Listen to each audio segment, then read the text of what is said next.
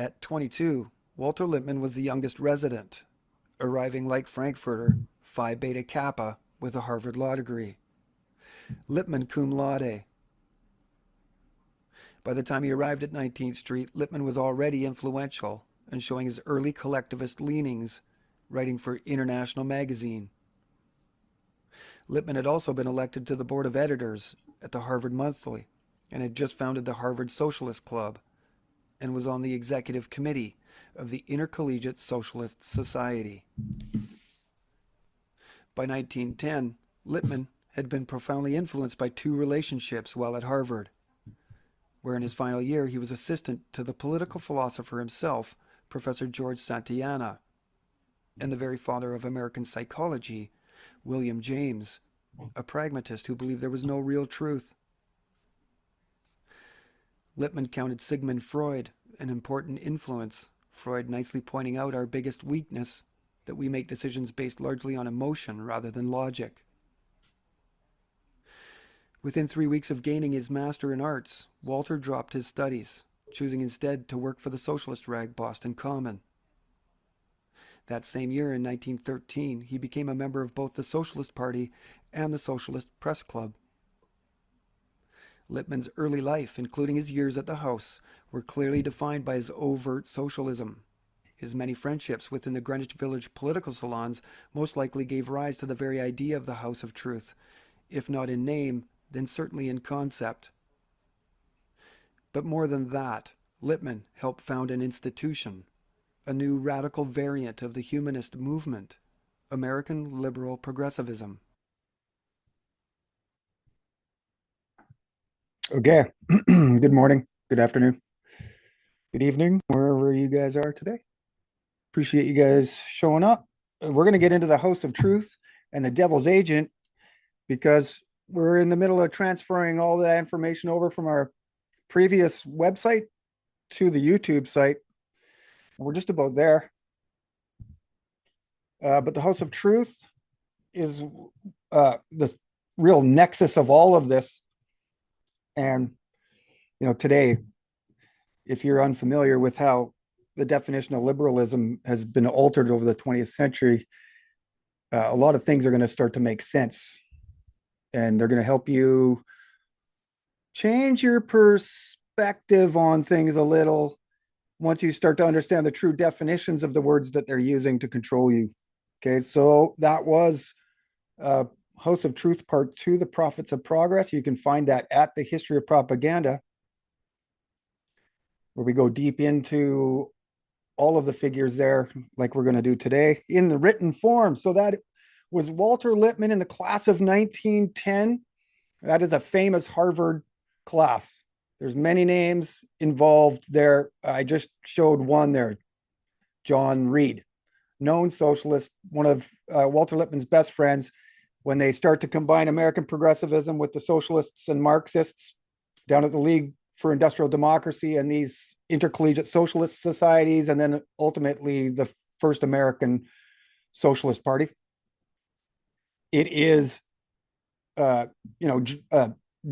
Reed. He's one of these guys in these political salons hanging out in Greenwich Village, really trying to disseminate all of their ideas of an industrial democracy and this new definition of liberalism. So Lippmann's studying under George Santayana. He's famous for saying, those that don't learn from the truth are condemned to repeat it. He's also a huge fan of political philosophers really directing society. William James, one of the founders of pragmatism. And here we see one of the first alterings of the definition of truth, from true to whether it works or not. Okay, this is at the basis, at the heart of pragmatism. And what is it? Ends and means. This is really what they mean when they say, from the pragmatist point of view, well, if the hammer works, it is true. Okay, and that comes from the Metaphysical Club. This is really the introduction of pragmatism into the United States, and Oliver Wendell Holmes Jr., one of the key guys in this story today, Mephistopheles, the devil's agent, is here. This is the introduction really of philosophy into America. Prior to this, there wasn't really any philosophers. Okay. So Louis Menand is the author there. He's at the 2022 Walter Lippmann conference that we're going to touch on today. Okay, so Lippmann's being trained by the advocate for a political philosopher and the guy that is inventing pragmatism, a shifting of the definition of truth.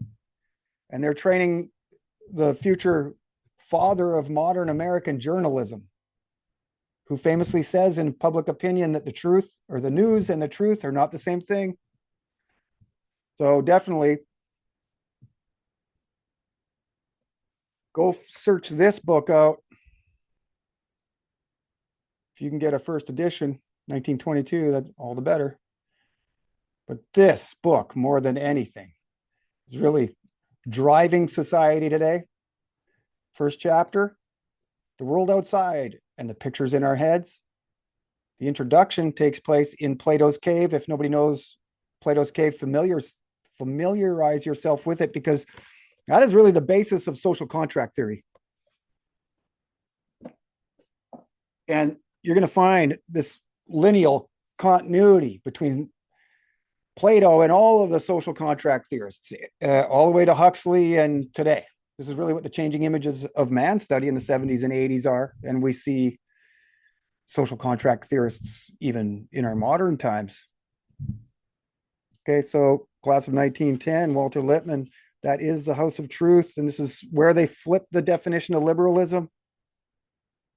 Okay, from classic liberal, straight out of the US Constitution. This is who they targeted, the rugged individual. And they knew that they had to remove him if they were going to overtake the US Constitution and then impose this overarching international movement. Okay. So welcome to the history of propaganda. We're going to go through the House of Truth, the Devil's Agent here momentarily. Upcoming shows you can look forward to are The Rise of the University. So where we get into the Morrill Land Grant Acts, 1862, 1890, and then another one in 1994, as a matter of fact. But Morrill, it's named after a guy back then, Morrill. And this is where the university network was first established, the government giving up at least 30,000 acres. So this is the establishment of the Association of American Universities. It's another eye-opener. Then we're going to do a podcast specially on the changing images of man and show how all of this works through the 7 functions. We'll get deep into the 7 functions and what they are: pedagogical, educational, obviously our K through 12, editorial, obviously, media. But we're going to go deep into that changing images of man study and hash it out. Make sure it's straight in everybody's heads. Okay.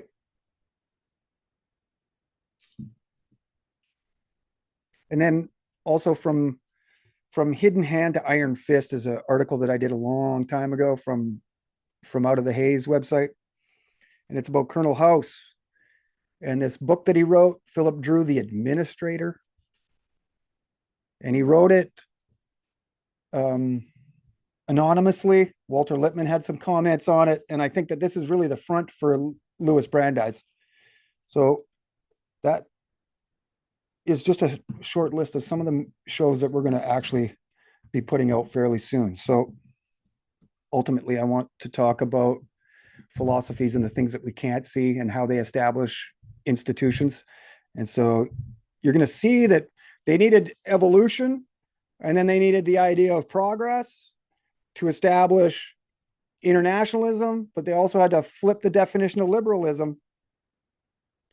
And they're using pragmatism, progressivism to overhaul all of our values of our traditional systems.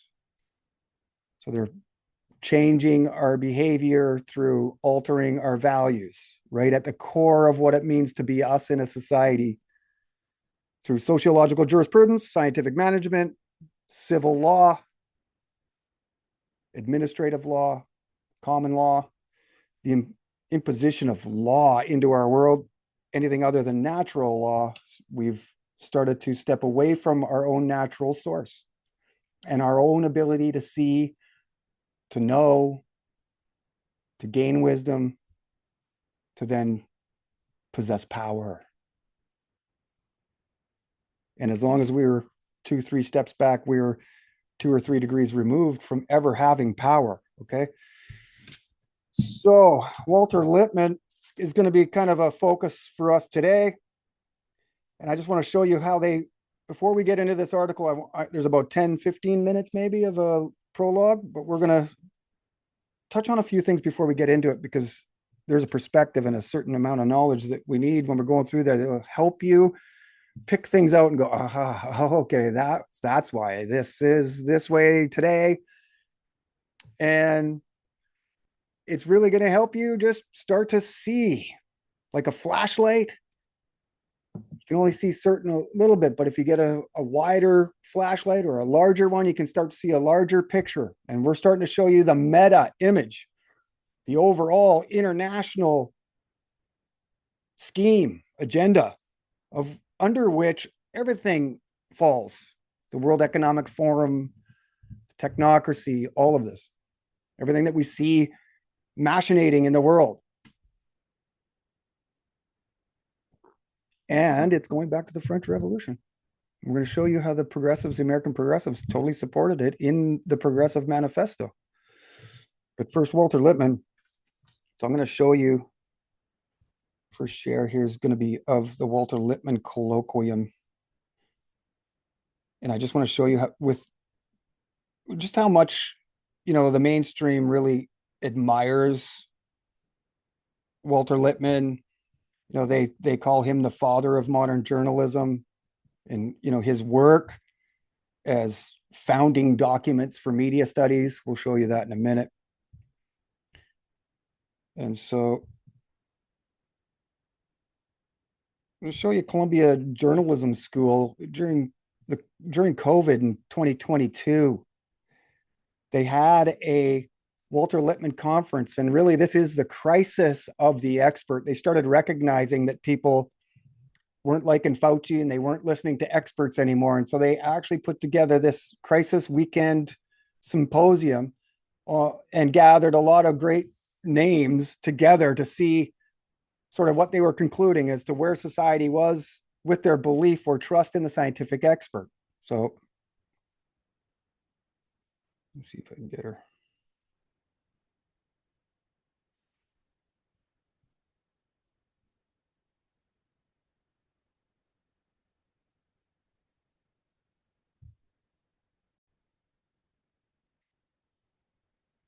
Okay, so you can see that is Columbia Journalism School. Columbia School of Journalism is one of the most hallowed journalist schools in the world. This is where the Pulitzer Prize comes from. So many people can say there are other schools that are more important, but Columbia Journalism School throughout history over the last 100 years has proven to be the key place where everything originates. This is where the Teachers College is. This is where the Frankfurt School comes and first lands. This is where maybe not the Provisional Executive Committee on General Zionist Affairs, but it does move to New York. So the same thing.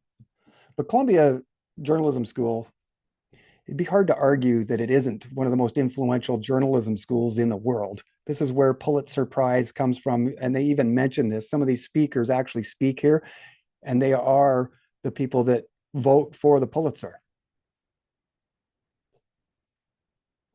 Former King's College, which is Columbia. So this is why you see the crown on the pulpit here. Okay, I'm just going to let this roll for a couple minutes because he's going to talk about the founding of Columbia School of Journalism and Walter Lippmann's influence. I'm Nick Lemon. I'm a professor here, former dean. And before I start, I better make sure the audio is hooked up. Oh, yeah, we're good. This is Nick Lemon, former dean, Columbia School of Journalism. During the keynote speeches, this is Friday night of a weekend symposium, trying to figure out why nobody trusts the expert anymore. Michael Schudson is the co-organizer. He too is a professor here. So I'll just say a couple things to welcome us and not go into a big thing. Some of you who have written biographically about Lippmann may pop the bubble on this, but I'm going to just try anyway. I hadn't quite realized this until like 2 days ago. This room is called the World Room. The reason it's called the World Room is after Joseph Pulitzer's paper, The New York World. Joseph Pulitzer, of course, founded this school.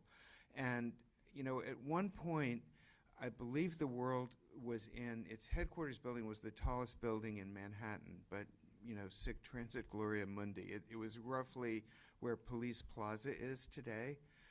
But back in the day, you know, an immigrant coming on a boat to Ellis Island could actually see the tower. So when the building was demolished, somebody had the good sense to go harvest some things that were there and bring them to the then relatively new-ish Columbia Journalism School. And they were put in this room, so that's why this room is the World Room. One is this wonderful stained glass window.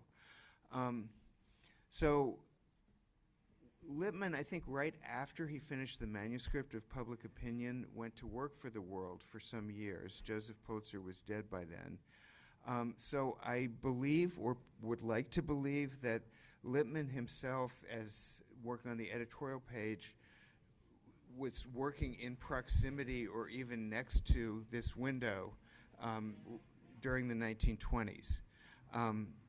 So will you Lippmann biographers like Brad let me get away with that? Okay, good. So it seems especially appropriate that that we're meeting in this room.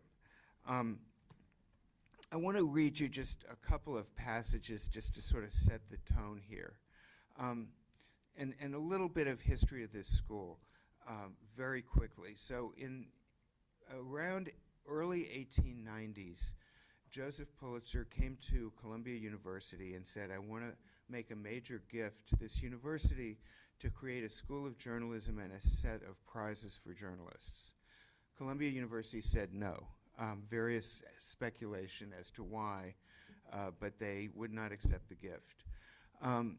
Columbia got a new president, the then young, later very old Nicholas Murray Butler in the very early 20th century. And Pulitzer came back and made the same pitch, thinking I'll try it with a new president. He added one element, which is he said, by the way, I've offered to make the same gift to Harvard. And we actually found in the Harvard archives that they had submitted, you know, a little piece of paper. This is what we would do with your gift to create our school of journalism. But for whatever reason, new president, new century, Harvard's competition, Columbia did accept the gift, and it was widely announced. The reaction to the gift was uniformly negative and, in fact, derisive, especially from journalists. The idea, in particular, that you would offer a prize to journalists was considered like ridiculous on its face. What did they do to deserve a prize? One of the many people who made fun of the whole idea was a man named Horace White, who was one of the great, you know, journalistic, sort of like Marty of 1903.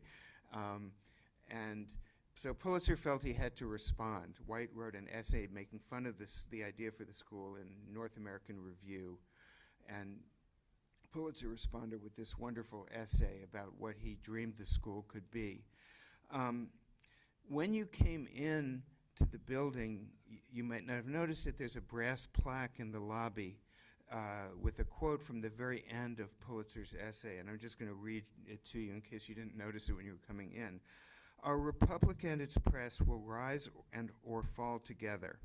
An able, disinterested, public-spirited press with trained intelligence to know the right and courage to do it can preserve that public virtue without which popular government is a sham and a mockery.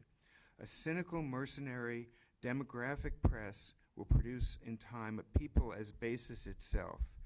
The power to mold the future of the republic will be in the hands of the journalists of future generations. So it's not just because Pulitzer gave us a bunch of money that we put that plaque up. You can see that it's a very comforting set of sentiments for journalists, and one that one hears, at least in journalistic circles, constantly still. However, how can I say this? Walter Lippmann problematizes that set of views. So that's kind of what we'll be talking about over the next couple days is Okay. So 2022 Walter Lippmann conference at Columbia School of Journalism, definitely worth watching. There's a lot of hours there. And I'm going to do a show on that because I've put a lot of work into that. I've gone through that and broke down all of their key quotes. Brad Snyder, the author of The House of Truth, is there. And he discusses this book and everything that happens. Okay. And then also show you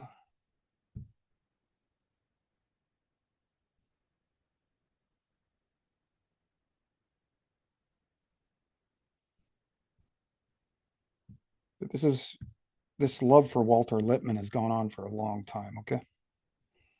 And he's really, I mean, this is what they say. He is the father of modern journalism. I'm going to show you where we find that in a moment. But first, in 1938, there was something called the Walter Lippmann Colloquium, which is basically serving the same purpose as this 2022 Walter Lippmann conference at Columbia. But this is where they actually coined the term neoliberalism. Okay. So there's a trick of definitions going on here. Most people believe they have the proper definition of liberalism in their mind, but there's a mind trick going on, and this guy here is at the center of it. So you can see that it's named after him.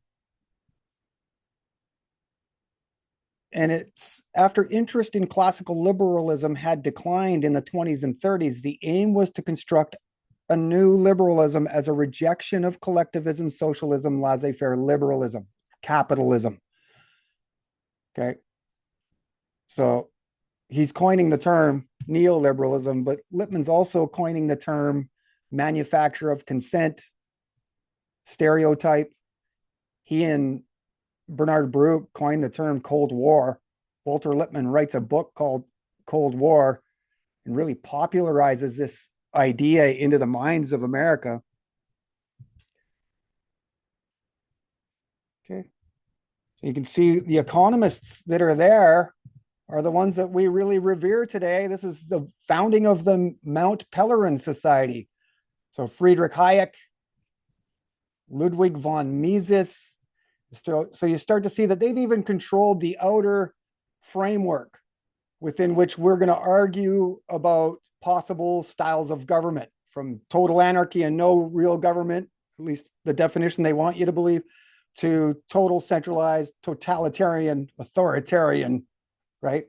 So you can see some of the names that were present there: Hayek, Lippmann, Mises, Ropke, Rougier, Rousseau. Okay, these are huge names. Yet, most people won't recognize them because they're economists. But what they really are social contract theorists. Okay, I think I can just flip here. You should be now looking at the Walter Lippmann wiki page. Let me just make sure. Yep. So there is our founder of modern American journalism. So you frustrated with journalism and the way that mainstream media acts today? You can thank that guy. Okay, so he was an American writer, reporter, political commentator with a career spanning 60 years. He had one of the longest syndicated newspaper columns ever, Today and Tomorrow. It was called No Yesterday, because we are progressive. We're always looking to the future perfect. He is really the popularizer of the term the Great Society, coming straight out of Fabianism. Okay, so this is another thing we need to understand, is that these American progressives are really an extension, a prostolate of Fabian ethical socialism born out of Henri de Saint-Simon and the utopian socialists, going now, as we've been showing, back to De Brusca, 1791, 1790s, right at the start of the French Revolution.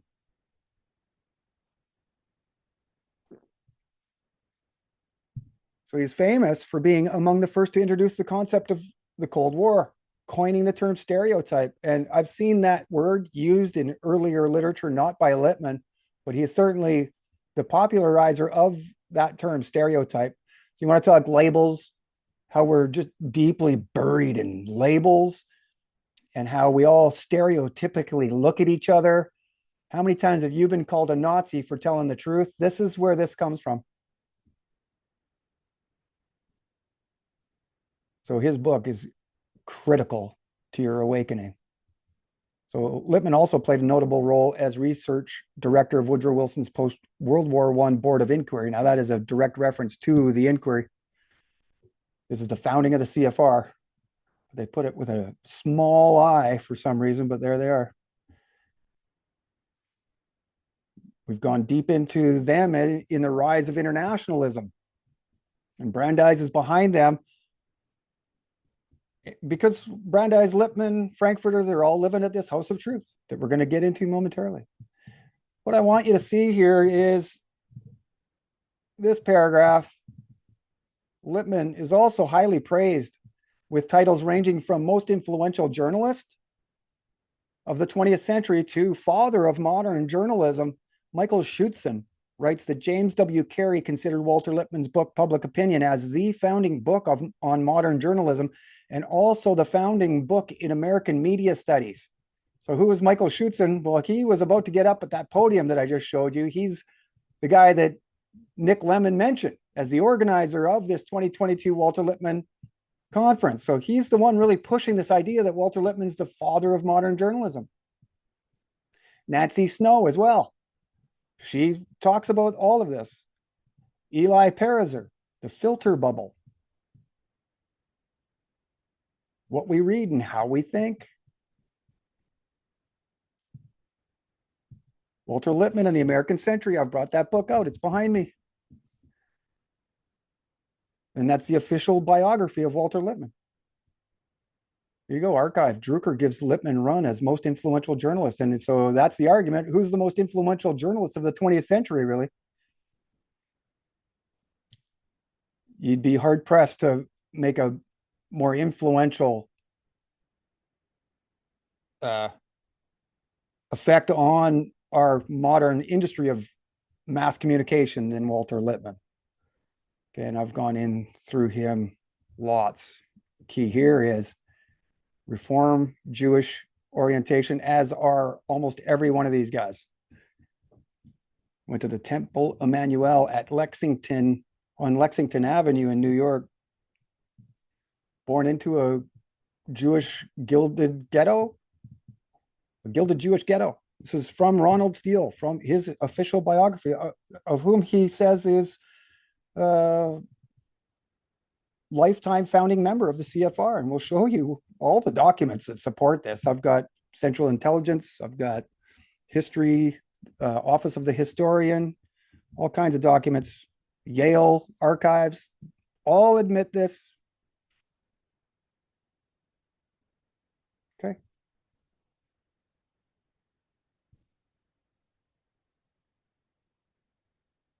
So this metaphysical club, was an informal, short-lived discussion group that met in Cambridge, it's Boston, but its intellectual impact was enormous. It is best understood as the crucible of American pragmatism. This is the founding of it, a reaction against both abstract metaphysics and dogmatic moral certainty in the aftermath of the Civil War.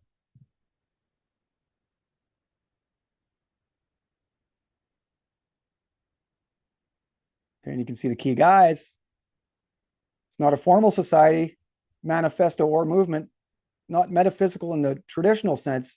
It was a private discussion circle composed of young intellectuals, many of whom had experienced the Civil War firsthand, focused on how beliefs arise, stabilize, and then function in real life. And so that sounds a lot like the Changing Images of Man study that comes out over 100 years later. Charles Sanders Peirce, William James, Oliver Wendell Holmes Jr., Chauncey Wright, and occasionally those other names. Holmes later recalled it was a group of young men who questioned everything.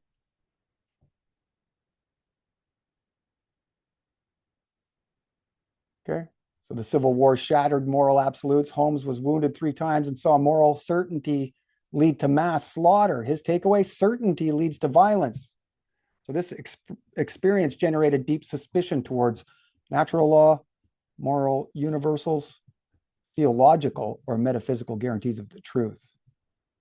Okay, so just touching on that because it's from out of that comes the House of Truth.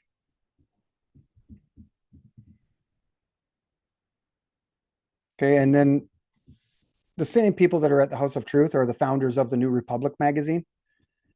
And so there's this classic debate between Hamilton and Jefferson that these guys really institutionalize.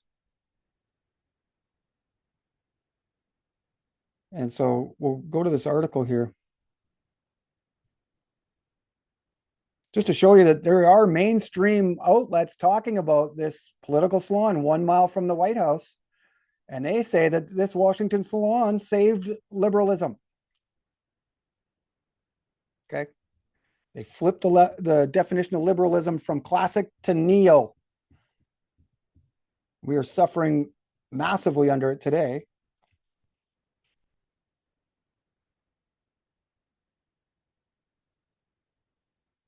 So the word liberalism was introduced into the jargon of American politics by that group who were progressives in 1912 and Wilson Democrats from 1916 to 1918.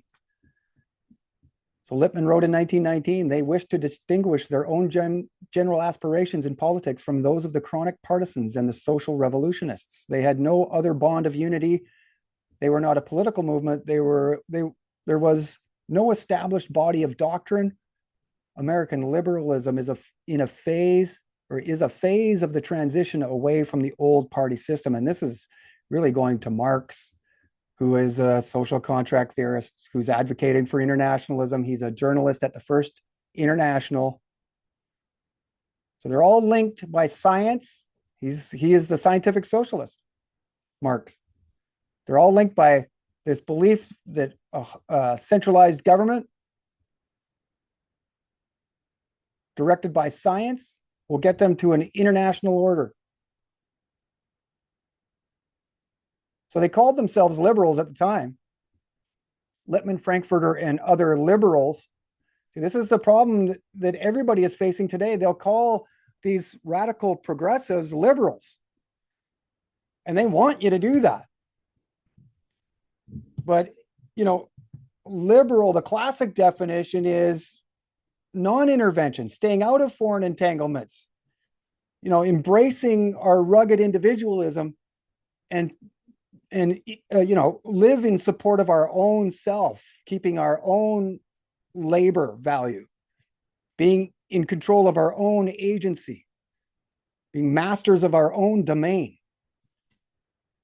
To this new neoliberal definition, where a highly centralized government emerges that we now call the welfare state or the nanny state. So it's exact opposite. And so there are people still talking about liberalism in the classic sense, the US Constitution. They don't realize they were born into a world where that never existed. So this is really where the importance of this history is, that once we understand this, we can start to draw it back, first of all, and then impose this classic liberal sense. So we don't have the government breathing down our neck, watching everything we do, creating narratives that are completely dysfunctional to create chaos in which they can further steer the society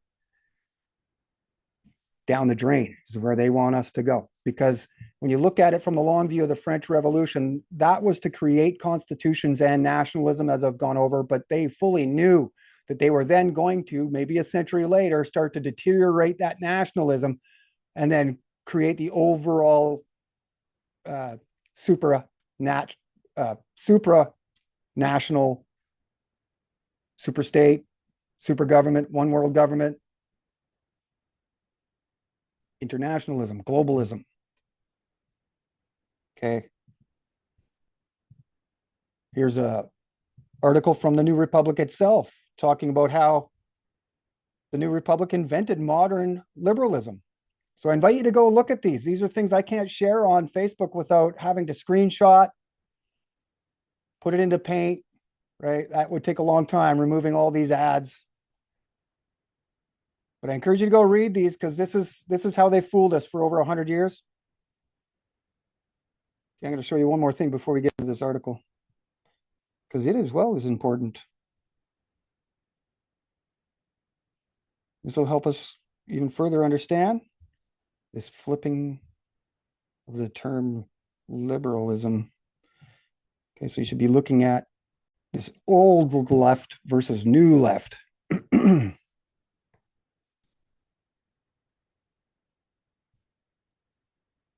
So many people will look at this and go, aha, exactly. This is what I see. This is what I see. The definition of liberalism has changed from where we were anti-establishment and advocated for free speech and the ability to think for ourselves. No CIA. And today now, and that might as well be a Hummer, because this is what progressivism has done. Now we, through liberalism, are asked to obey the establishment. No more free speech. They love the CDC and authority and the scientific expert, you see? Now that doesn't tell the entire story. And if that is all you knew about the altering of the definition of liberalism, we would never win. We would never get this fixed. They would always have one over on us. What we need to understand is even that 60s new left, which they call the old left, was also, as we've been showing, controlled. They changed the definition of liberalism there too. Open-minded, free love. 1971, same year I was born. And my mother drove around a Volkswagen Bug with flowers and all of that kind of thing on it. Not knowing then, really, like everybody else, that it was largely CIA directed and then sent off on a tangent under the hippie movement.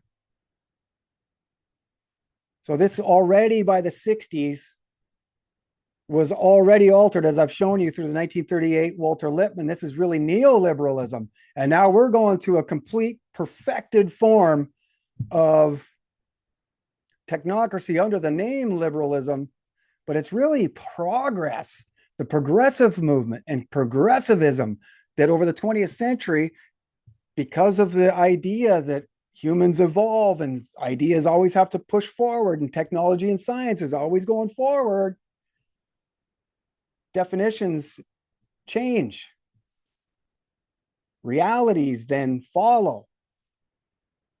And here we are, over 100 years after they first started attacking the US Constitution. So we're going to get into that now, how 3 US Supreme Court justices were key in overhauling US Constitution, because if they were going to change this definition of liberalism, they had to domesticate the US Constitution.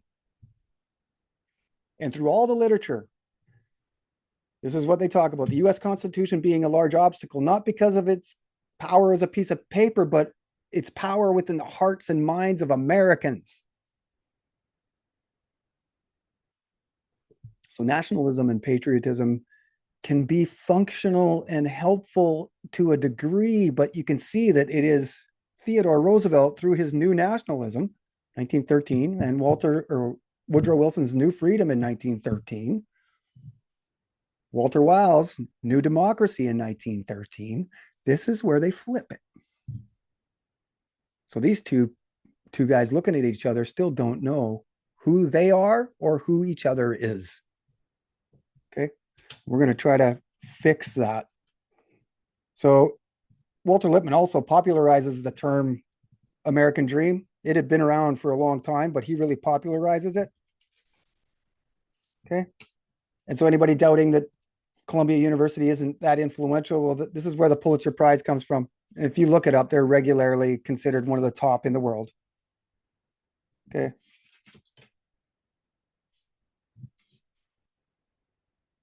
So this liberalism born from the French Revolution.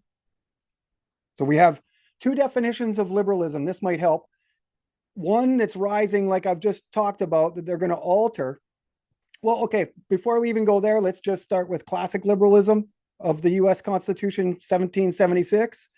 Nearly at the same time, we see the rising of this other definition of liberalism in Europe that drives the French Revolution.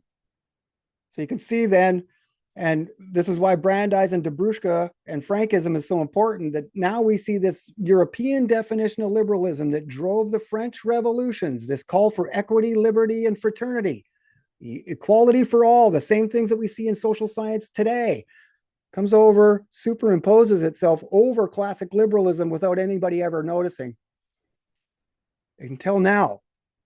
Okay, so it's important to start to see these little tricks of definition.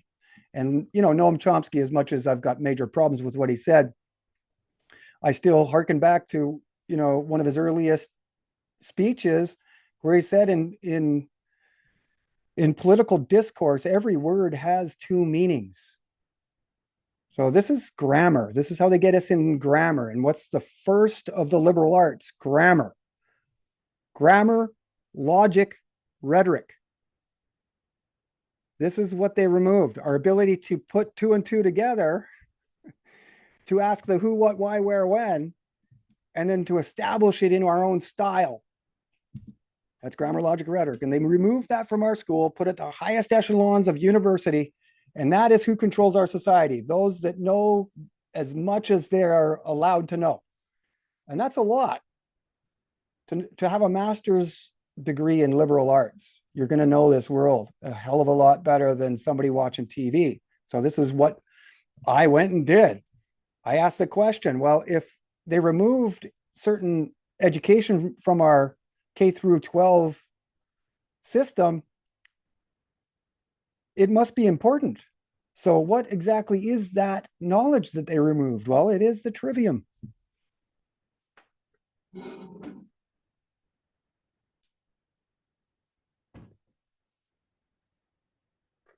And there are several types. There are several books out there.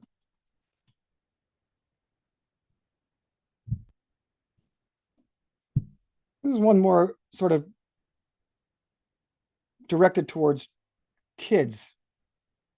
And this is really who's supposed to be learning grammar, logic, rhetoric, right? This is why all of these elite people send their kids to grammar school, because this is what they're learning. By the time they're 12 or 13, they can fool you because you have no idea what that education is, but they've just gone through grammar, logic, rhetoric.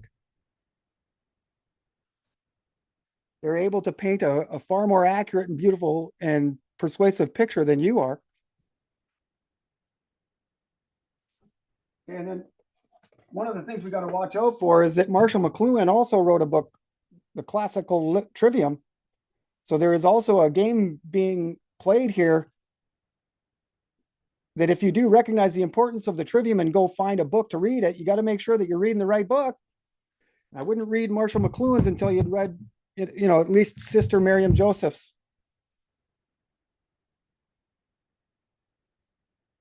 Wherever it is.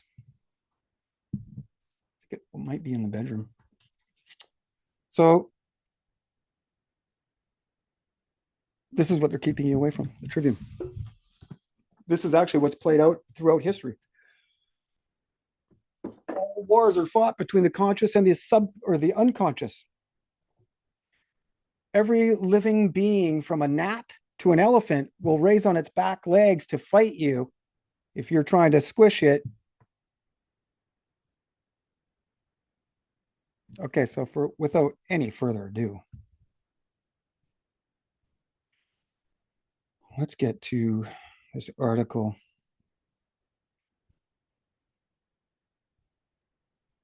Because I think we are ready. Oh, you got to give me a minute. I gotta go get it. So I've been talking about the House of Truth for quite a long time.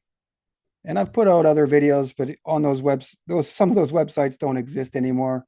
Shout out to Jesse Hall, the missing link. Hopefully we can get him back up and running.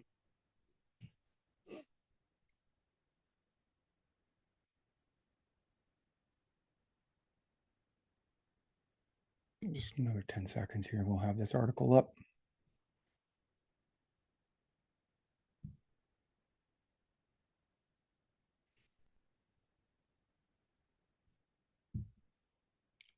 So the House of Truth and the Devil's Agent should be what you're looking at. Okay. So here we have an image from inside this political salon 1 mile from the White House, in which they not only ventured to flip the definition of liberalism, but this is where the first drawings of Mount Rushmore come. This is, Gutzon Borglum's also a member, or a House of Truth visitor, frequent guest, right? He's a high-level Freemason in more than one lodge. He's close personal friends with Theodore Roosevelt, and this is really who this house was built to support. First and foremost, the House of Truth was meant to support Theodore Roosevelt, and its bullhorn was going to be the New Republic magazine. Okay, so the New Republic still today is pushing progressive narratives. If you were to go look at it online or see it at a book stand, it's probably got a picture of Kamala Harris, Hillary Clinton, Obama, Biden. But these are the guys that founded that magazine. So from the left, we have Oliver Wendell Holmes Jr. We've already mentioned he's the Metaphysical Club.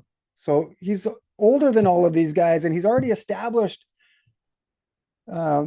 ideas in America, foreign ideas. And so this House of Truth becomes a major meeting place. On the left there, beside Oliver Wendell Holmes Jr., is Robert Grosvenor Valentine. He is really the inventor of labor relations. This really brings labor and capital together, makes us all enslaved in this wage system. To his left is Eustace Percy. He is a Rhodes Roundtable member. He's close personal assistant advisor to David Lloyd George. Robert Cecil. Next to him, we have Christie, last name Christie, Christie. He's Canadian, and he is the close personal advisor to Borden, the Canadian Prime Minister at Paris Peace Conference 1919. So then behind him, Felix Frankfurter, U.S. Supreme Court Justice, mentor to the man next, Louis Dembitz Brandeis, and then we've got Walter Lippmann on the far right. And so this really is the nucleus of the House of Truth. You can add Herbert Crowley in there. Okay. So almost everybody who was interesting in Washington sooner or later passed through the House. Felix Frankfurter. Today, the original front facade fails to live up to its heady reputation. Located at 1727 19th Street, the house, like the history, has been completely whitewashed, covered over, almost as if it was intentional. Nevertheless, there she still stands, defiant, daring us to ask questions of which she rarely speaks, and we dare not know. Herein An attempt will be made to tell the incredible, virtually untold story of how, for nearly a decade, all roads in Washington led to this mysterious place just 1 mile northwest of the White House. For that one brief moment, this nondescript row house was more than just a home.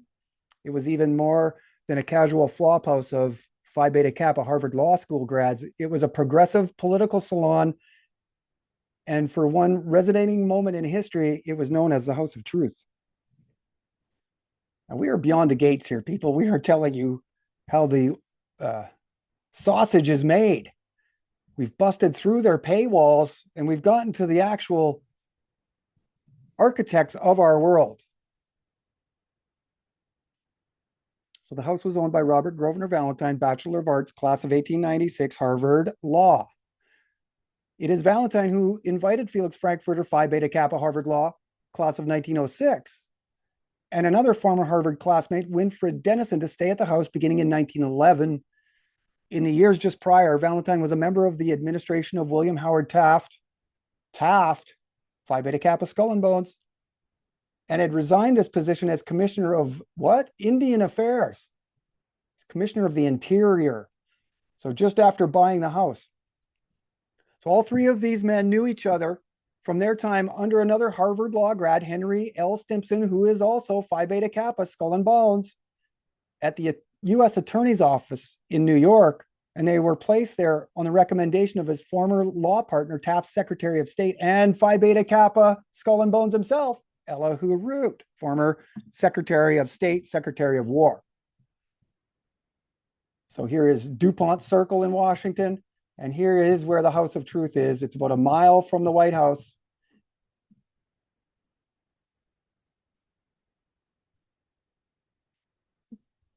So Valentine is most known for being one of the pioneers of industrial relations, a term describing the relationship that exists between labor and capital. Valentine was a key figure in bringing the two powers together through scientific management of labor. Honored guest of the House, Justice Louis Dembitz Brandeis, coined the term scientific management. So Valentine was the subject of a June 17th, 1915 Harper's Weekly article entitled "The Human Audit," in which Richard Washburn Child, referred to Valentine and his goal, quote, "the undeveloped side of American industry, the scientific knowledge of human beings," end quote. Now, does that not sound like Norbert Wiener or Warren McCulloch? We now know how we know. This has been the mission. And yet, until 3 years ago, when Robert G. Valentine, formerly Indian Commissioner of the United States, became the pioneer, the profession of labor auditing was unknown. Here's a picture from that article. And then, of course, the famous, not so famous book that started it all, The Principles of Scientific Management. Subtly on the cover is something that most people wouldn't even be able to tell you what it was if they could see it. But that is a fasces. The rods don't mean power to the people. It means power to the corporations. If you read Mussolini's Doctrines of Fascism and his autobiography and other material regarding the founding of fascism, this is what they state. It's not the people, it's the corporations, and the axe means that it has power to punish. So corporations with punitive power is what that means. Give me no shit about it meaning power to the people. Go read. And the Doctrines of Fascism and Mussolini's My Autobiography, edited, ghostwritten by Richard Washburn Child. Go look it up. Documented history. Here is our man. Frederick Winslow Taylor, also associated with Harvard, decided not to go, wrote this book instead. And there is a clip of Peter Jennings on ABC News as part of this Century program that they did in the year 2000, where he states that Taylorism is the most influential ism of the 20th century. And it's something that nobody's ever heard of. So you want to talk about behind the gates. This is why you've never heard any of this, is because they've been keeping it from you. This is the history they've been keeping. You want to know what the controlled opposition is controlling? This narrative. But I went to the barn and I kicked the doors open. So all the horses are out now. We just all need to realize the situation. So American Magazine in June of 1916 named Valentine the country's first expert in industrial relations and the only man in America who is a whole professional all by himself. So over the next 4 years, Valentine, with the help of Brandeis, Taylor, and Frankfurter, would turn his theories on industrial relations into a discipline, and that discipline eventually would become an American institution, labor relations. And with American entry into the war looming, Valentine and his cohorts knew the integral role in winning the war industrial relations would play.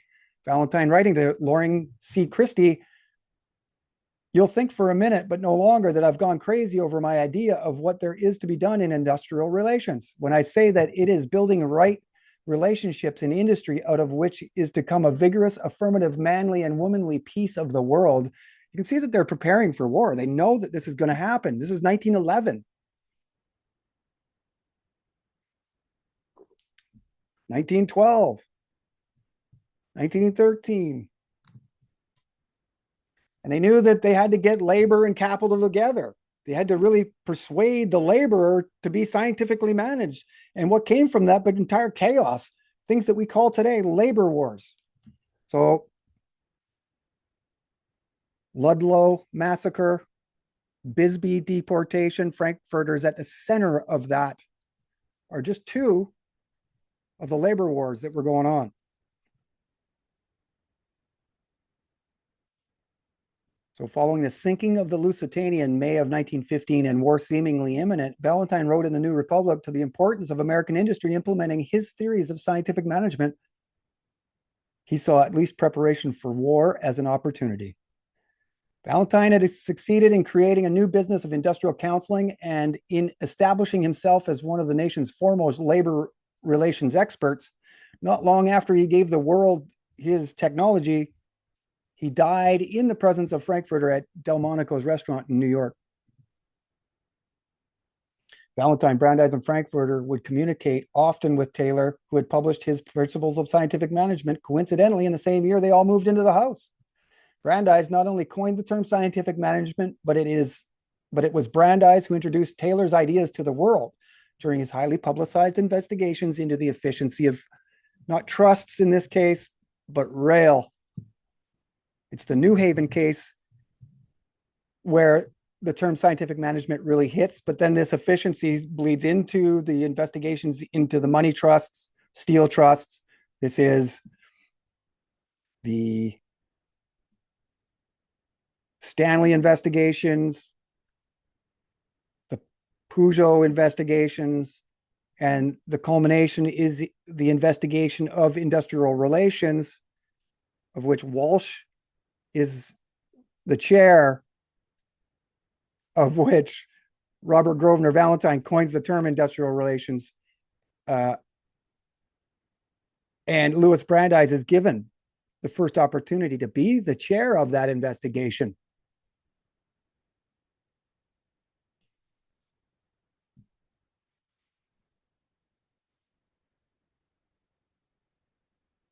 So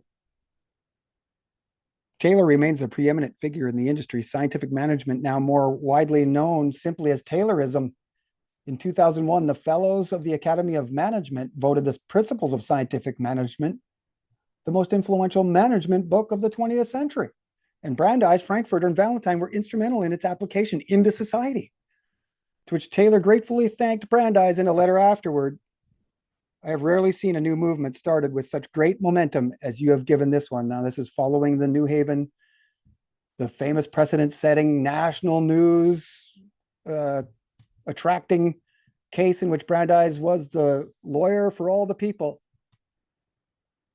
and said that he could save the New Haven railway network $1 million a day by being more efficient. So this is very reminiscent with what Musk did when he brought out the chainsaw. This is what he was stating, that he could save the government I think probably even billions now in the year 2025, 2026 is what he was saying. So Taylor first rose to prominence in 1903, publishing Shop Management. Looks exactly the same as the Principles of Scientific Management with the red cover and the yellow lettering and the fasces. And it's probably the most important book to get. So if anybody's out there collecting books, there's another one, Shop Management.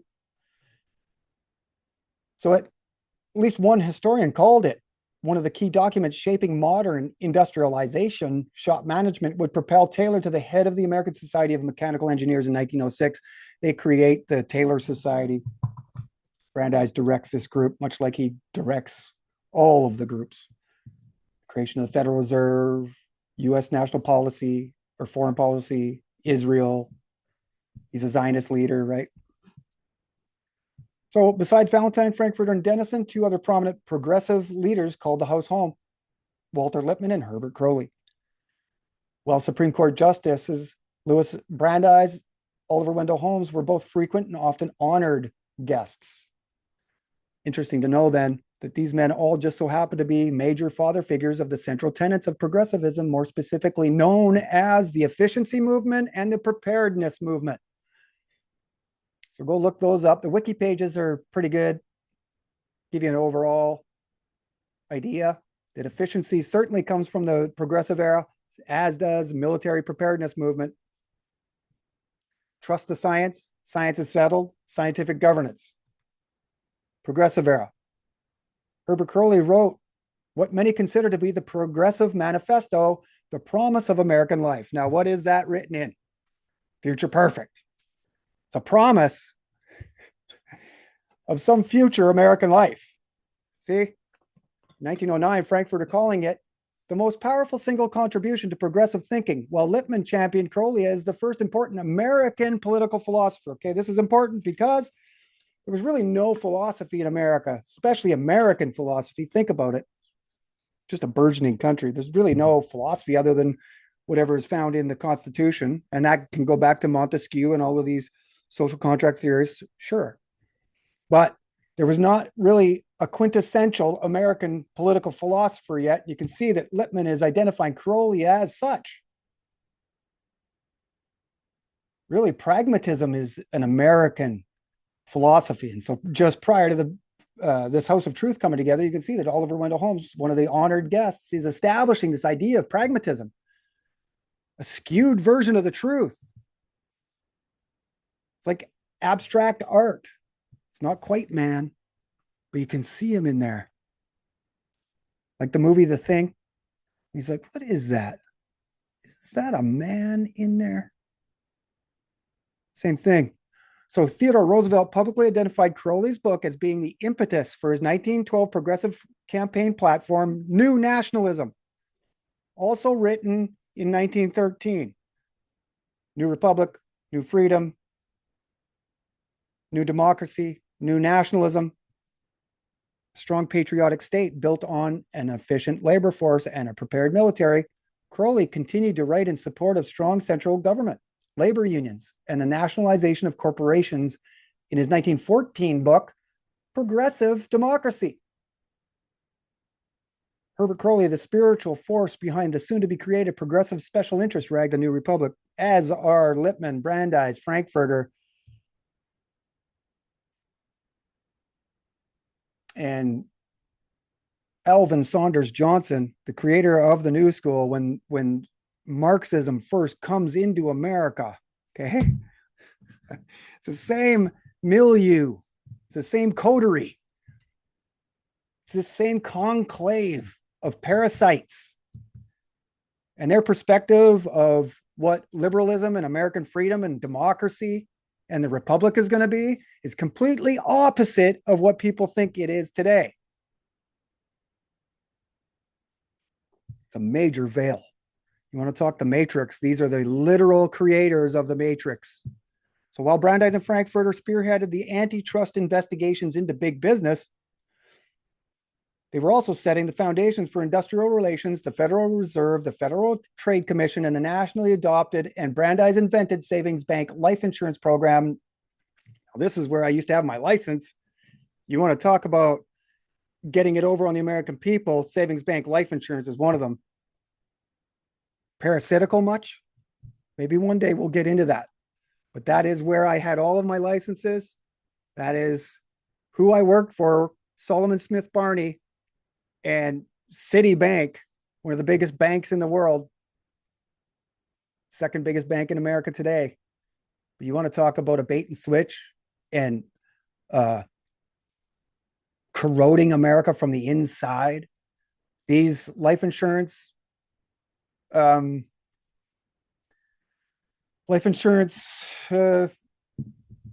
programs that they give attached to savings bank life insurance or attached to savings bank accounts. So you're collecting money while paying for the premiums of your life insurance. It's caustic. It's really eaten America out from the inside. And I think one of the major reasons why World Trade Center 7 fell, because that is where all those documents were.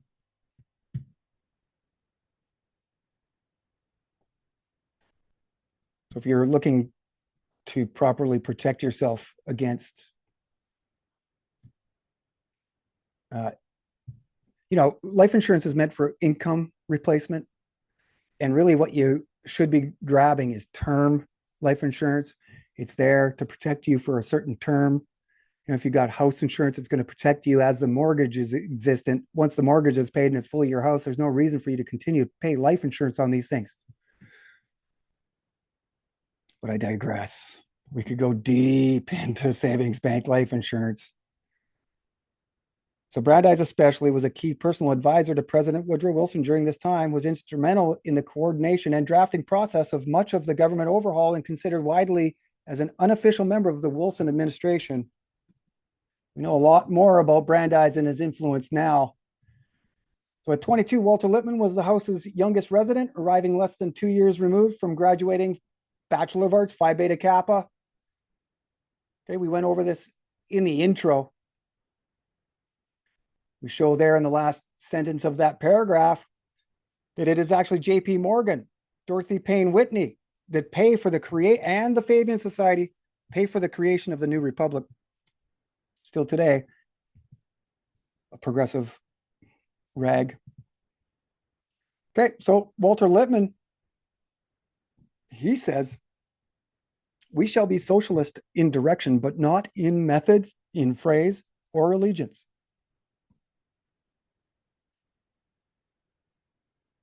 If there is any word to cover our ideal, I suppose it is humanist. Okay. So Crowley described the proposed publication as radically progressive. We are feeling that today. Although a central mainstream argument surrounding Lippmann's professional legacy is whether a journalist as close to his sources as Lippmann could abstain from the seduction of privilege himself. This is the sort of traditional argument about Lippmann. Was he an insider or an outsider? I mean, this is ridiculous because history proves this argument irrelevant in that Lippmann succumbed to his temptations at birth. He was already privileged, born to an affluent Jewish family. Walter was quickly immersed in New York's upper high society, attending Sachs School for Boys. Yes, that's Sachs. Ronald Steele, his official biographer, virtually everyone he knew was wealthy Jewish and of German background. Lippmann and his friends thought of themselves as part of a cultural and social elite. He's a member of the Metropolitan Club, the Cosmos Club, probably the Century Club. He's a Fabian Society member, a Rhodes Roundtable member, founding American progressive, father of American journalism, and the first Henry Kissinger. The first is Zbigniew Brzezinski. And why do I say that? Because he really founds U.S. foreign policy in the back rooms of the New York Public Library. If you've watched our rise of internationalism, you can see why I say that. So throughout his career, Lippmann was a member of several gentlemen's clubs, as I've stated. Your Lotus Club is added there. And he's regarded, as we've stated, one of the most important journalists of the 20th century, considered the father of modern American journalism. Founding book on modern journalism, as well as the founding book in American media studies. And I've got the sources. Those go back to the men I've already described and we've already looked at. So Lippmann would play a key role in the initial development of the inquiry, this precursor to the CFR. It's the first real think tank. Hillary Clinton said not too long ago that that was the mothership of US foreign policy. That is where they went to get their directives. First setting up headquarters at the New York Public Library with Archibald Carey Coolidge, fellow Harvard alum, summa cum laude, top of class, Master of Arts degree, and the great-great-grandson of the third US president, Thomas Jefferson, and related to the 29th US president, Calvin Coolidge.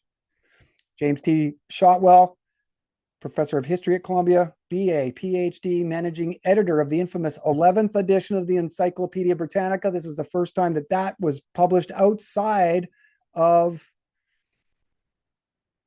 Edinburgh, Scotland.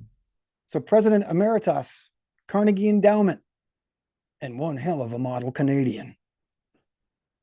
Colonel House's Jewish brother-in-law, Sidney Mezes, BS, BA, MA, Harvard, Century Club member, director of the inquiry, but he's a face of it. He's nowhere near the head.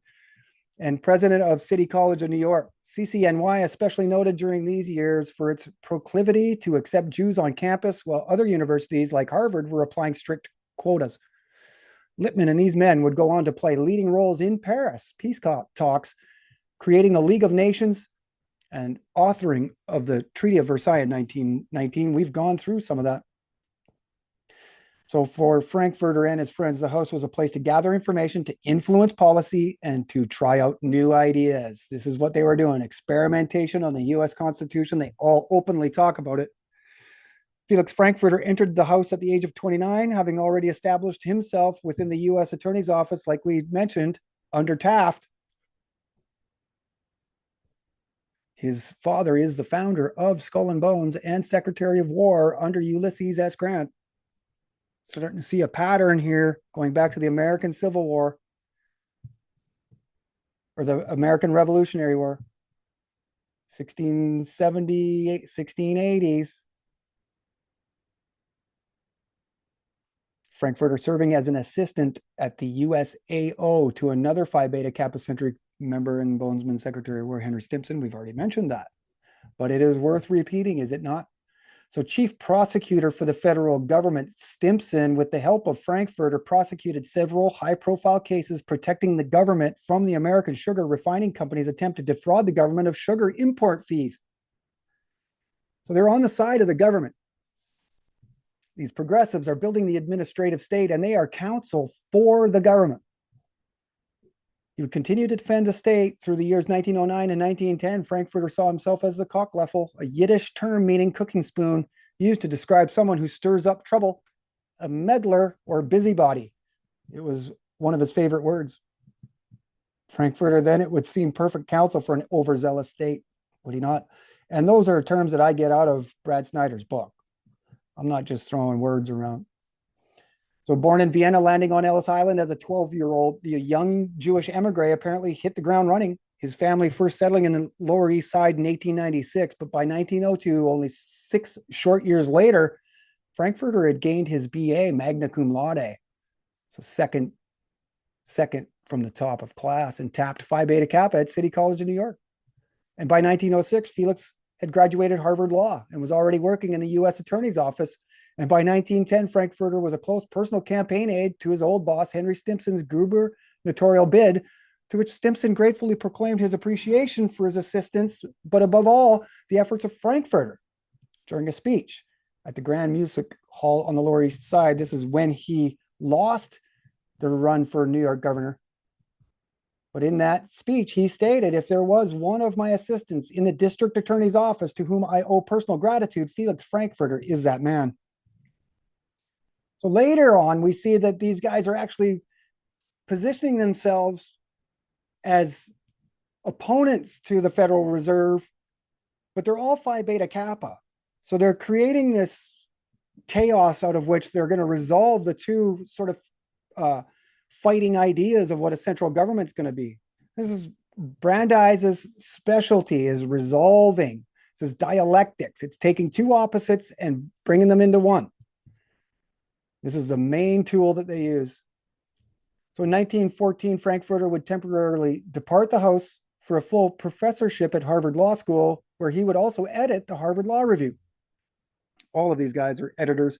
They all understand how to disseminate information and be at the center of it. Many of these men took an editorship while they were at Harvard or at these Ivy League universities. So Frankfurter, funded during these years at Harvard Law by a contingent of internationals dominated by Jewish financiers, starting with his very close friend and mentor, Louis Brandeis, the activist judge who donated $1,000 a year for 5 years. Now, this is 1914. Julian Mack and Eugene Myers' brother Walter secured $1,000 pledges from Sears Roebuck owner and philanthropist Julius Rosenwald. He's one of the very first American fascists. And legendary bankers Felix and Paul Warburg, Oliver Wendell Holmes, of which Frankfurter may be related.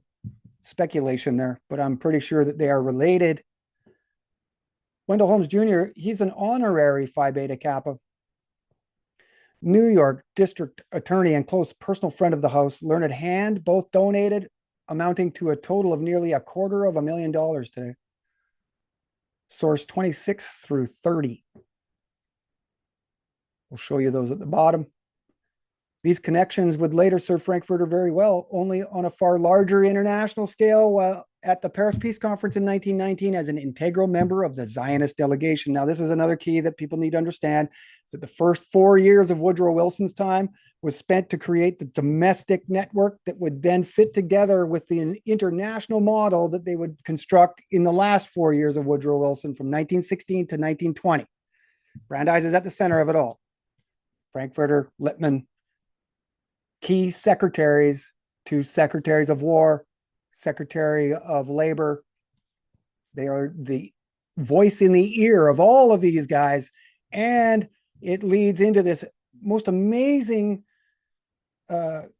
series of events at the Paris Peace Conference in which they are the ear inside all of those directors. This is the establishment of internationalism. The inquiry is the group that creates all the maps. So here we have a picture of some of Brandeis's innermost, what they called hardcore lieutenants, and they're Zionists. So the sage advisor is what they called Louis Brandeis. He was born David. Louis was raised in Louisville, Kentucky, to a middle-class family. According to Frankfurter, Brandeis was the sage advisor to all. When the House opened in 1911, Brandeis had just entered the public consciousness as counsel in the Bollinger-Pinchot affair. And this is where he counsels Theodore Roosevelt. This is where they become friends years prior. So a case of national public interest, and despite the loss in the court of law, Brandeis had won over the court of public opinion. By 1911, Brandeis had entered the Zionist sphere, having been introduced to the political ideology by none other than Herzl's own secretary, Jacob de Haas. Okay, so Jacob de Haas is the personal secretary to Theodore Herzl. Herzl dies, and on the advice of Herzl, de Haas moves to Boston and befriends Brandeis, becomes his personal advisor. And by 1914, he was the undisputed leader of the American Zionist organization, Brandeis taking over leadership one day after Frankfurter left for his professorship at Harvard. With both Frankfurter and Brandeis now in Boston, it allowed more intimate and frequent communications between the two. And after the Bollinger-Pinchot case, Brandeis was well on his way to cementing his public reputation as the people's attorney. He'd already done that in 1906, 1908 through the National Consumers' League.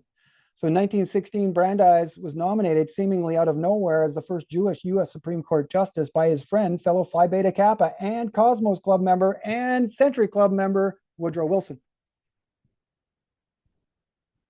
This is when Colonel House was attending the Inter-Allied Socialist and Labor Conferences in Paris or London. This is when Louis Brandeis was nominated for U.S. Supreme Court Justice, the first Jewish U.S. Supreme Court Justice, and it was so contentious, it took 6 months to confirm him. And here is Louis Brandeis' Zionist uncle. Brandeis changes his middle name from David to Dembitz in honor of his Frankist radical uncle Naphtali Dembitz. His uncle, in fact, largely the inspiration for Brandeis choosing law as a profession. Frankism, a degenerate form of Sabbatean Judaism in which they heavily endorse immorality of all types, a rejection of the Torah, and the insignificance of all law, tradition, value. So when we see this degradation of morality in our society today, I'm telling you, as a forensic historian, I've gone back to try to find the source of it all, and here is what I found.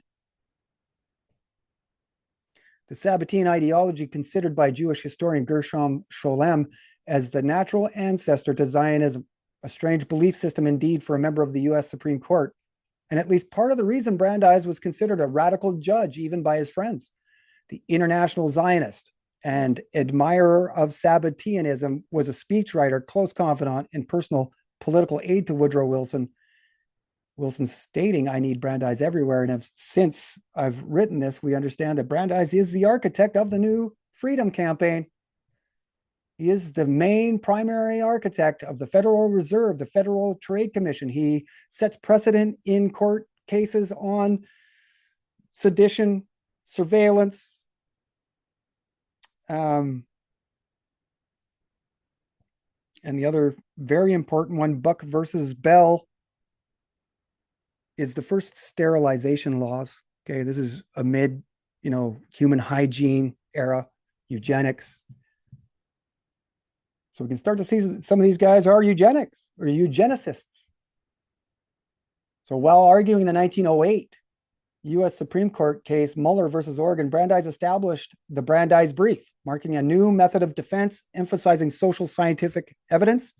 The purpose was to have the court rely more on scientific information and the social sciences than on legal citations, principles, or opinion from experience. And he looked at the Constitution and the Supreme Court as the biggest obstacles to his ends. They all did. And so out goes the influence of courts of law, rule of thumb, discernment through arguments of law by 3 U.S. Supreme Court justices. This is the overthrow of America.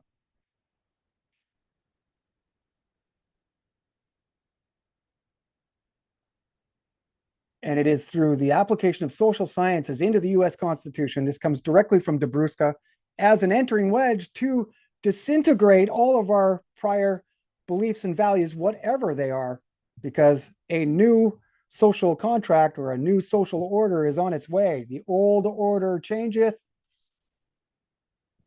So the Mueller versus Oregon was a landmark decision and set precedent. Many progressives applauded the outcome for this very reason, yet as over 100 years has passed since, we see a very different reality from the ideal then presented. We see Brandeis' stereotyping of women actually amplifying the social inequality he at least publicly intended to ameliorate. His introduction of subjectivity into jurisprudence has proven over time to be one of the more damaging documents ever presented into constitutional law.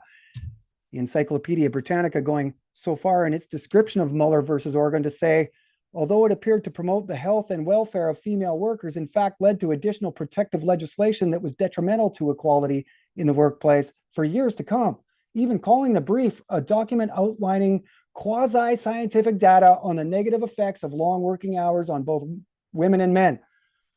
So it's behind these nice sounding, soothing words that they are imposing legislation and regulation that will control your behavior.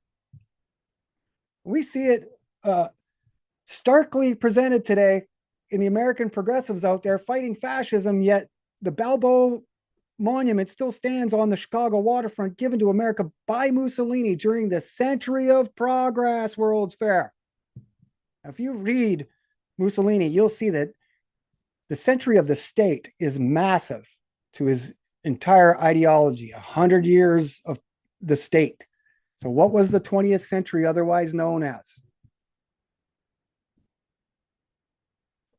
And what is Walter Lippmann's book called?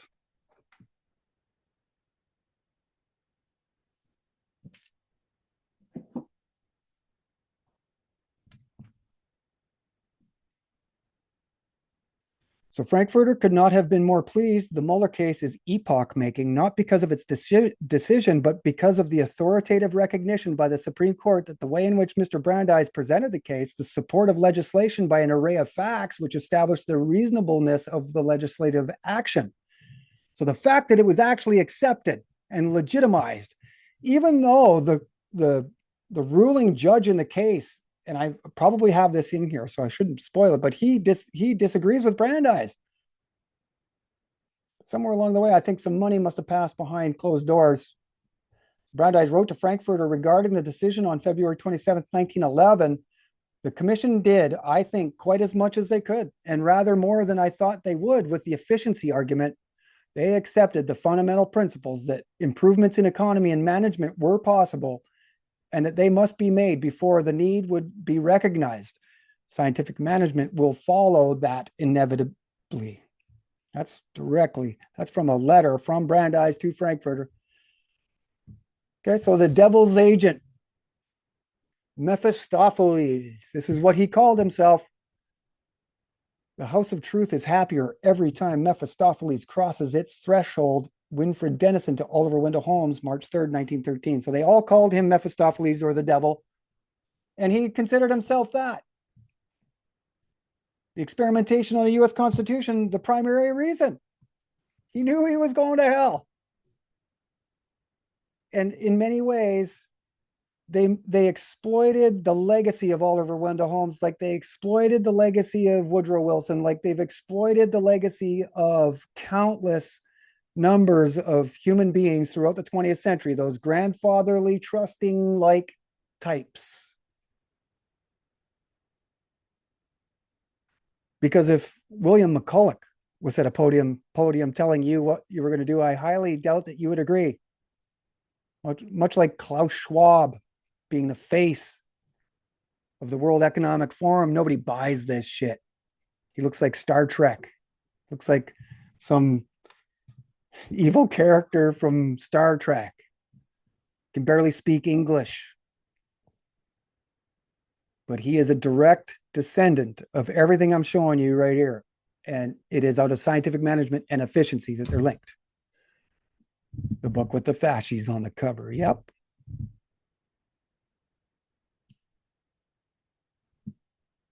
So both Frankfurter and Brandeis worked their shared friendship with Oliver Wendell Holmes to help facilitate the necessary legislative changes that would help ensure success of their efficiency movement, because Brandeis and Frankfurter nobody trusted. But once Oliver Wendell Holmes trusted them, everybody thought, well, if he trusts them, then we should, or at least diminish the opposition to these two sectarian Reformed Judaist Jews.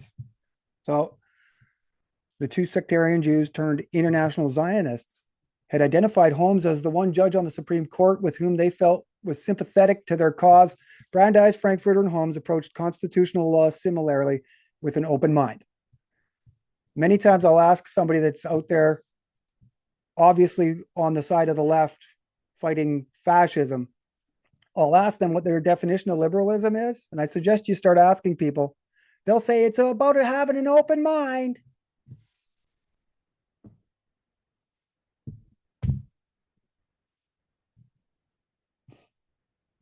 So for Holmes, if experimentation was necessary in an ever-evolving, ever more complex world, then he would help pave that road. To Brandeis and Frankfurter and the rest of the House, the Supreme Court was the biggest obstacle to their dream of a government run by experts and their dream of an industrial democracy.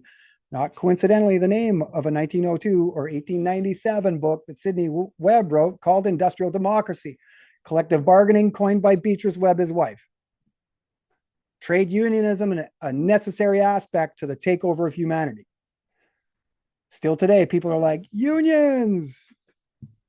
But you were removed from your source of labor, your most powerful property.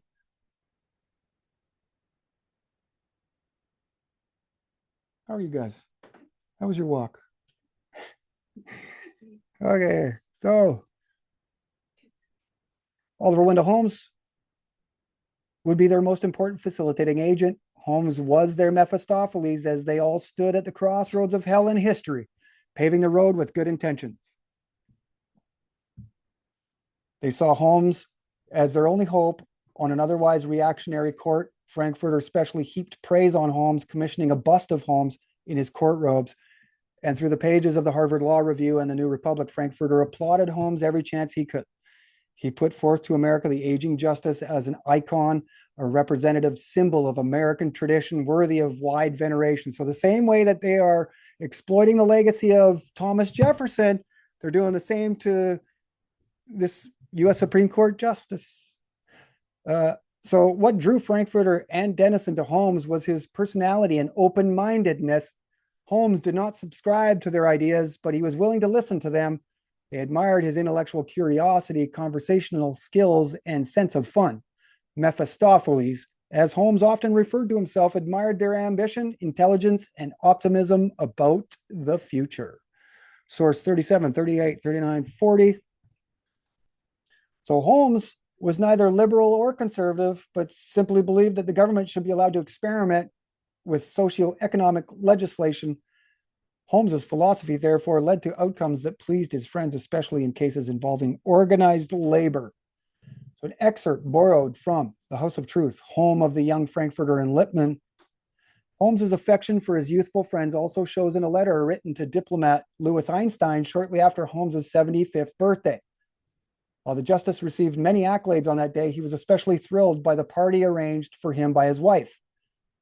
Mrs. Holmes invited a group of young people for dinner and punch, and they stayed late into the evening. Holmes related, "We giggled and made giggle, as Cowper says, until after midnight, and I was really touched and pleased. I like the young, and these at least seem to be fond of me. We encourage each other." In turn, Holmes earned the awed respect of the young progressives by his ruthless willingness to re-examine tradition and long-held assumptions about American law and society. And we see that Charles Beard's already written The New History, same year, 1913. The New Statesman, the Fabians, come up with their periodical, 1913. And what is the New History? But it's a reevaluation of the founding fathers of America. They're flipping it already. And you can see it's coordinated among progressives. Holmes loved flattery, and Frankfurter and Denison were expert flatterers. Frankfurter, who didn't miss an opportunity to praise or flatter Holmes, often surprised the justice with extravagant gifts on several of his birthdays that played to Holmes's more ego-based sensibilities. Well, Brandeis would dine often at the justice's home. Together, Brandeis and Frankfurter flanked Holmes and controlled him. Lippmann, Crowley, Lasky, and other good friends of the house would also write articles commemorating Holmes, and Holmes reciprocated the affection as evidenced in a letter Holmes wrote to Frankfurter on March 8, 1912, following a rousing evening in Holmes's honor. It will be many years before you have the occasion to know the happiness and encouragement that comes to an old man from the sympathy of the young. At the Harvard Law School and in the pages of the New Republic and the Harvard Law Review, Frankfurter made it his mission for the rest of the country to recognize the greatness of Justice Holmes. Frankfurter and his friends were not simply praising Holmes for Holmes's sake. They were trying to remove the court as an obstacle to socio-economic legislation. They were laying one of the foundations of American liberalism, a belief in government's role in regulating the nation's economic life, in managing labor management relations, and in recognizing the rights of unions. The court was the only thing standing in the way of industrial democracy.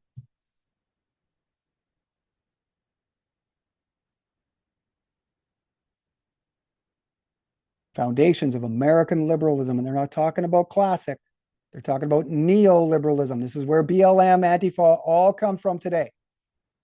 And I don't care if you disagree with that, go back and start to relearn your definitions. So note that liberal in the context of the late 19th and early 20th century stressed the importance of increased individual liberty and minimal government interference. The House definition, now shockingly the norm in the 21st century, is a complete reversal of the original, with an emphasis on increased government oversight and a top-down centralized control of society.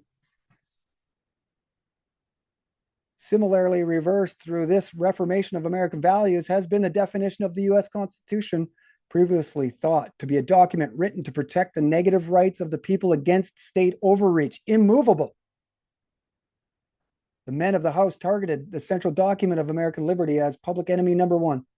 The American Constitution, the greatest enabler of individual liberty in the classic rugged individual had now become its greatest obstacle. This is why I say at Paris 1919, that group shot, that's a shot of the guilty at the murder scene of the rugged individual.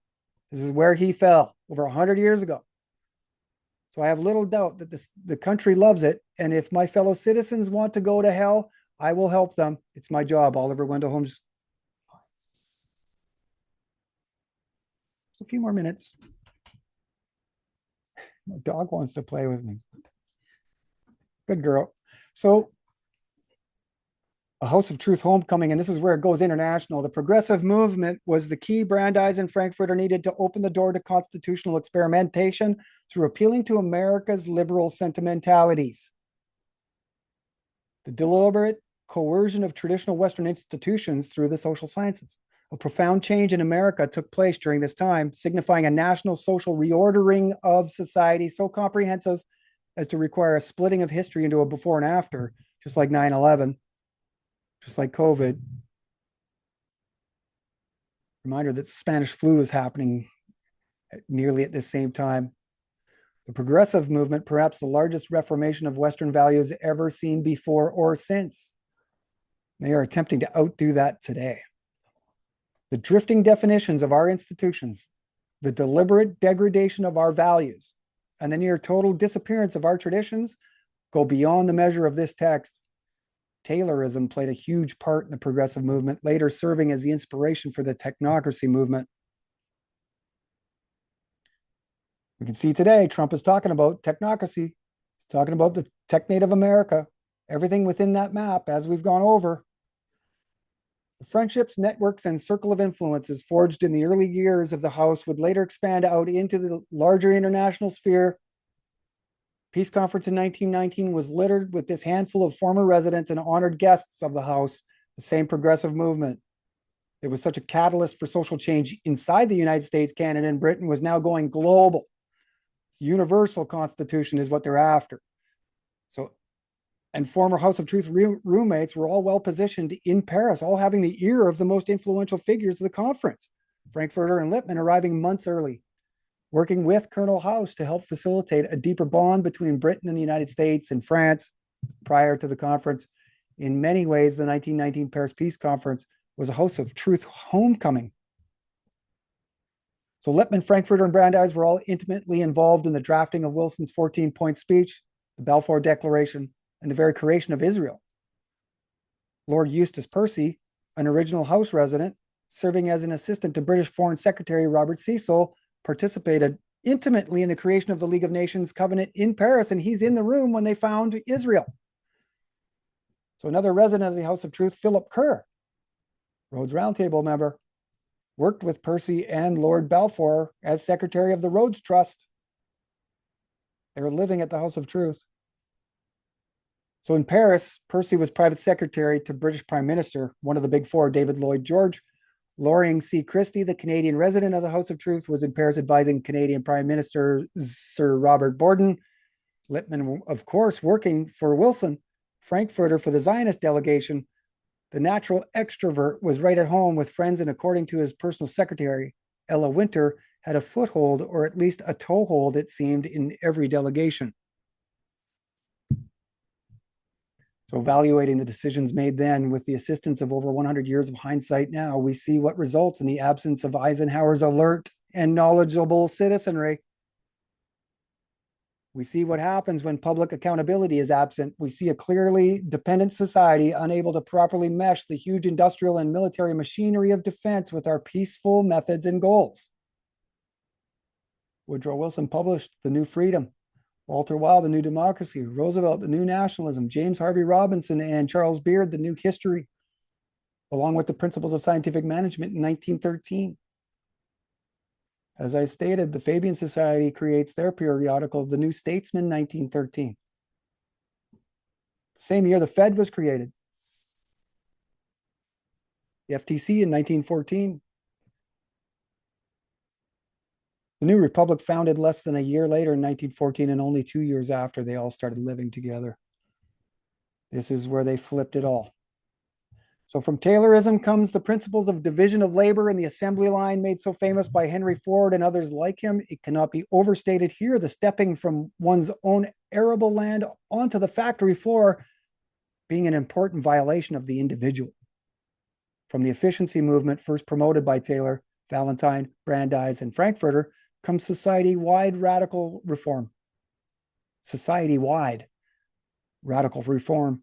From the preparedness movement, which was largely created and directed by favorite friends of the House, all Century Club members, Theodore Roosevelt, Stimson, Root, we see what is possible when government is left to its own imagination for over a century, free from the restraints of public purview. It is anything but free and open. And having flipped the definition of liberalism on its head, the resulting society we see today is representative of nothing classic liberal. What we see is the culmination of blindly trusting the scientific expert, combined with excessive progressive social reform, a nearly perfected and soon to be fully aware welfare state.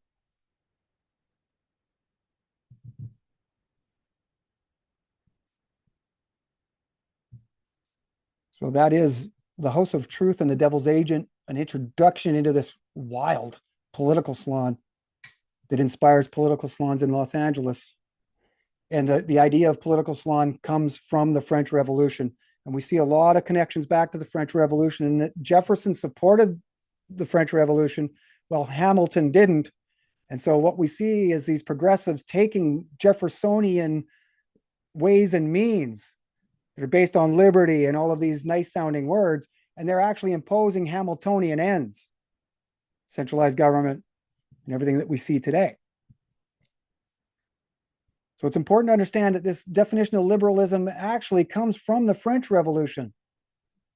Social justice warriors, all of these kinds of things come from that liberalism that overthrew monarchies. And what they were doing there was overthrowing the monarchies to create constitutions and nations.